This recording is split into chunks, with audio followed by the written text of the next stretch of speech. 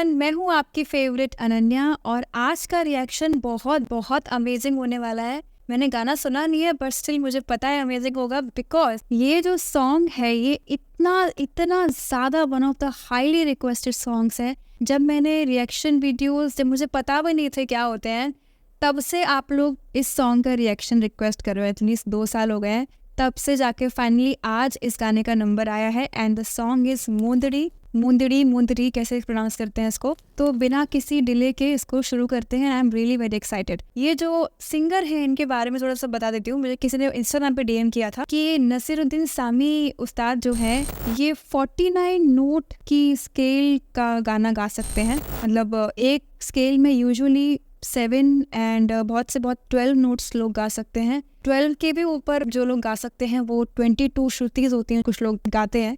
But उससे भी ऊपर इन उस्ताद जी ने 49 नोट्स की स्केल को मास्टर किया हुआ। He is the only person alive who can sing 49 notes. Let's play.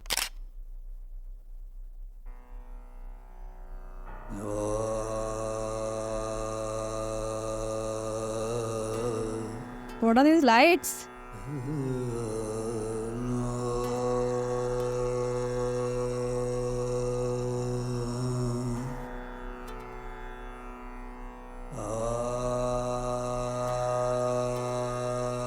बहुत बहुत लो बेस की आवाज में गा रहे हैं।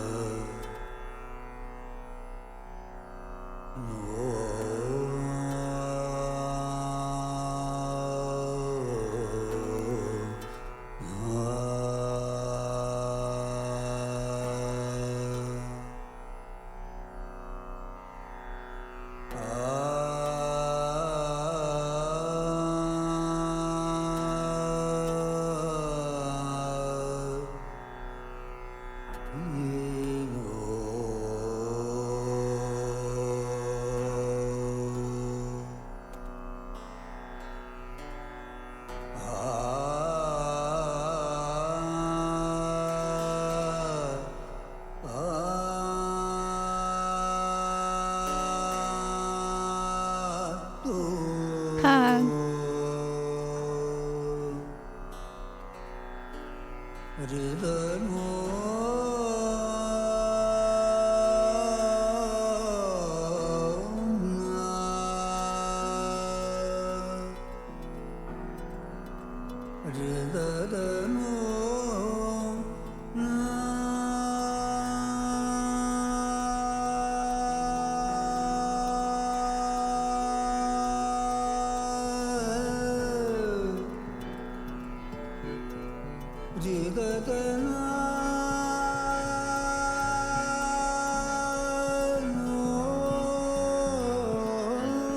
धीरे धीरे इंस्ट्रूमेंट्स पिक हो रहे हैं।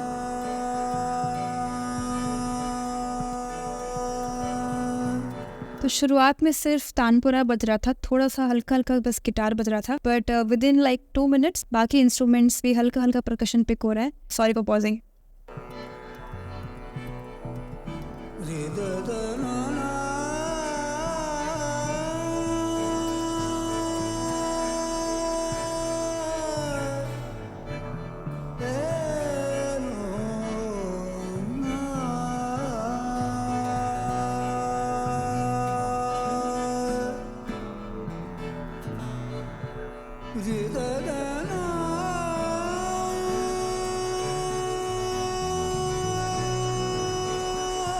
नेक्स्ट ऑक्टेव पे चले गए।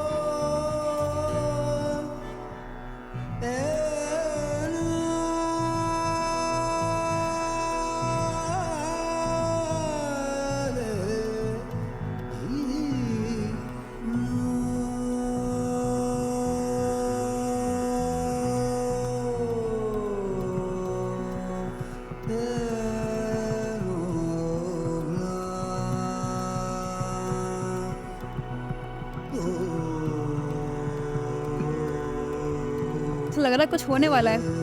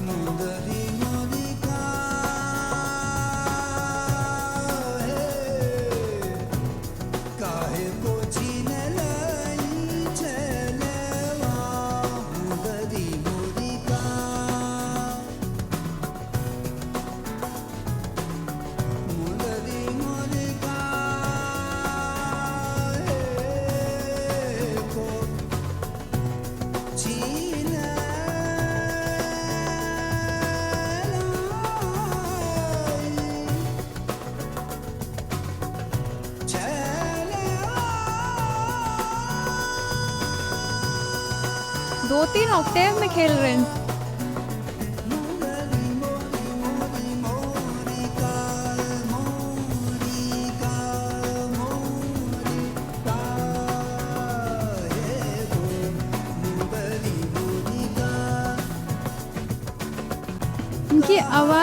इनकी आवाज़ इतनी ज़्यादा फ्लेक्सिबल है कि समझ में नहीं आ रहा कब वो हाई ऑक्टेव पे गा रहे हैं और कब वो लो ऑक्टेव पे गा रहे हैं। मतलब बहुत ही एफर्टलेसली वो ऑक्टेव्स में खेल रहे हैं।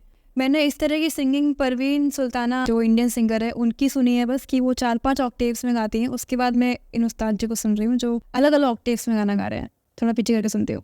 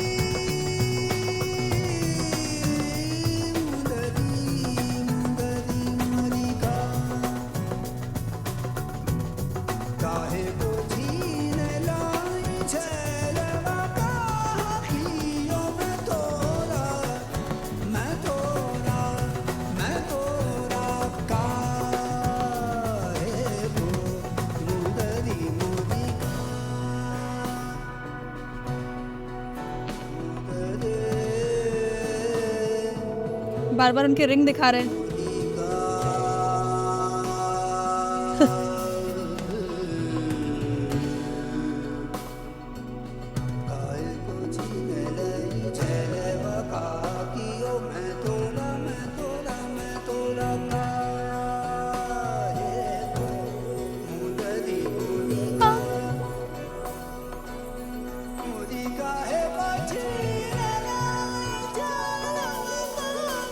I think this is beyond understanding. कौन सी ऑक्टेव पे जा रहे हैं? Wow, this is extremely low.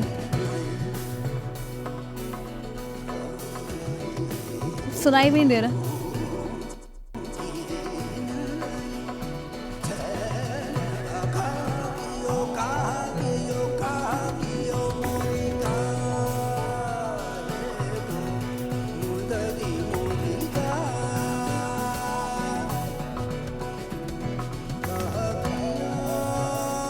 Okay, एक मिनट ना, पीछे स्क्रीन लगी है ड्रम के पीछे, तो you can see this 4 number यहाँ पर डिस्प्ले हो रहा है। तो आई वांट टू सी कि कौन सी ताल चल रही है। दिख जाए 6, 7, 8, 9। मैं ऐसे करूँगी तो दिखेगा थोड़ी ना।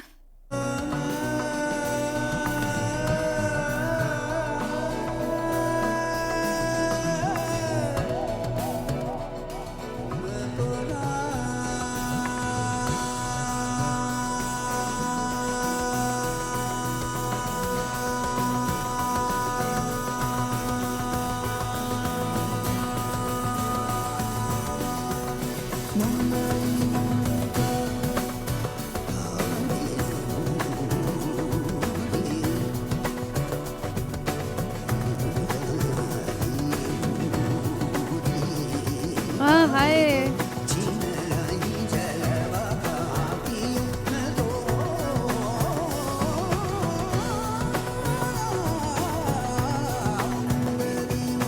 One, two, three, four, five. 1, 2, 3.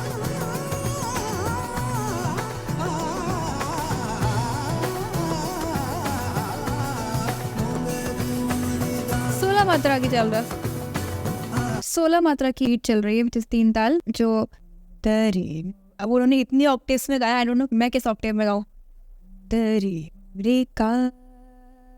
तो गाइस इनको नहीं पता है बता दूं, 16 मात्रा होती है जिसको 3 ताल बोलते हैं।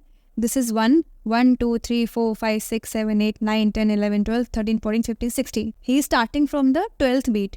तो ऐसे आएगा, तरी रे का है कौन, तरी रे का।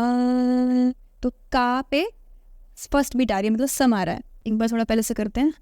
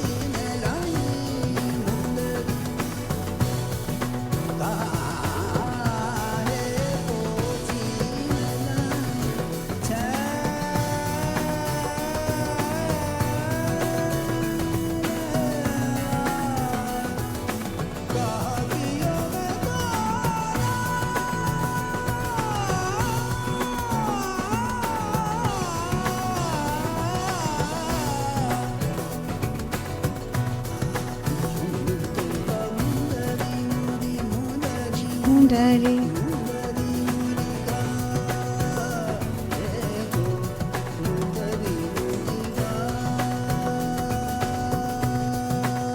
रे मोरे का। वाओ, इसके बाद तो कुछ गा रहे हैं बट माइक ऑफ हो गया। ओ माय गॉड, इन्होंने इतना ज़्यादा, I think my favourite part was this one, जब वो बहुत ही एकदम अति खरज में चले गए, बिल्कुल ही खरज के भी खरज वाले हिसाब पे चले गए, और उन्होंने आई थिंक आराम से 4-5 ऑक्टेव्स एक्सप्लोर किए हैं। दिस इज हाउ क्लासिकल बंदिश should be explored with musical instruments. आपने अगर नोटिस नहीं किया तो मैं बता देती हूँ, मेरा फर्ज है बताना, कि इस गाने में म्यूजिकल इंस्ट्रूमेंट्स का बहुत ज्यादा इंटरफेरेंस नहीं रहा है वोकल से, बिकॉज इफ यू रिमेम्बर मैंने कोक स्टूडियो भारत वाले वीडियो में बताया था रोहेल हयात का क्या विजन था कि कभी भी जो श्रुतियाँ उस्ताद गा रहे होते हैं उनको डिस्टर्ब नहीं करना है, क्योंकि जो हमारे मॉडर्न इंस्ट्रूमेंट्स होते हैं गिटार वगैरह, वो उन श्रुतियों को मैच नहीं कर सकते।